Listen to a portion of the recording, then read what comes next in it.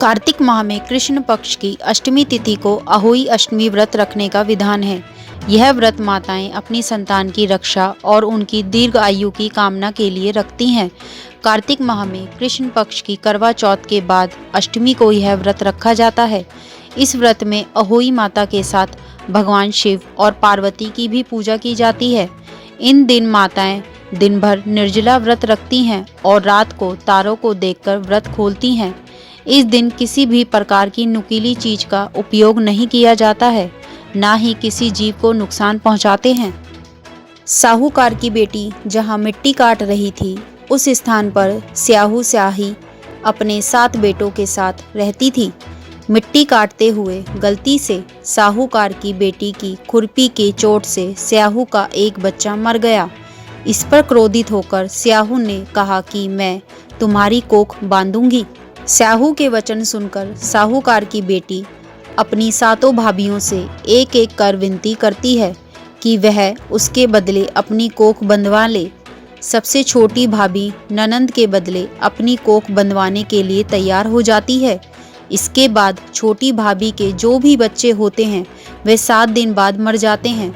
7 पुत्रों की इस प्रकार मृत्यु होने के बाद उसने पंडित को बुलवाकर इसका कारण पूछा। पंडित ने सुरही गाय की सेवा करने की सलाह दी। सुरही सेवा से प्रसन्न होती है और छोटी बहू से पूछती है कि तू किस लिए मेरी इतनी सेवा कर रही है और वह उससे क्या चाहती है। जो कुछ तेरी इच्छा हो वह मुझसे मांग ले। साहूकार की बहू ने कहा कि स्याहू माता ने मेरी कोख बांध दी है, जिससे मेरे बच्चे नहीं बचते। यदि आप मेरी कोख खुलवा दो तो मैं आपका उपकार मानूंगी। गाय माता ने उसकी बात मान ली और उससे साथ लेकर 7 समुंदर पार स्याहू माता के पास ले चली। रास्ते में थक जाने पर दोनों आराम करने लगते हैं। अचानक साहूकार की छोटी बहू की नज़र एक और जाती है। वह देखती है कि एक सांप गरुड़ पंखनी के बच्चे को डसने जा रहा है और वह सांप को मार देती है।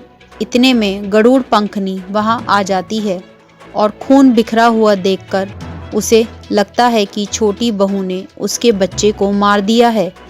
इस पर वह छोटी बहू को चोंच मारना शुरू कर देती है। छोटी बहू इस पर कहती है कि उसने तो उसके बच्चे की जान बचाई है। गरुड़ पंखनी इस पर खुश होती है और सुरही सहित उन्हें स्याहू के पास पहुंचा देती है। वहां छोटी बहू स्याहू की भी सेवा करती है। स्याहू छोटी बहू की सेवा से प्रसन्न होकर उसे 7 पुत्र और 7 बहू होने का आशीर्वाद देती है। स्याहू छोटी बहू को 7 पुत्र और 7 पुत्र वधुओं का आशीर्वाद देती है और कहती है कि घर जाने पर तू अहोई माता का उद्यापन करना, साथ साथ अहोई बनाकर 7 कढ़ाई देना। उसने घर लौटकर देखा तो उसके 7 बेटे और 7 बहुएं बैठी हुई मिली। वह खुशी के मारे भाव विभोर हो गई। उसने 7 अहोई बनाकर 7 कढ़ाई देकर उद्यापन किया। अहोई का अर्थ एक यह भी होता है अनहोनी को होनी बनाना, जैसे साहूकार की छोटी बहू ने कर दिखाया था। जिस तरह अहोई माता ने उस साहूकारिक बहू की कोख को खोल दिया, उसी प्रकार इस व्रत को करने वाली सभी नारियों की अभिलाषा पूर्ण करे। बने रहिए हमारे EMH न्यूज़ चैनल से हर दिन रात दिन।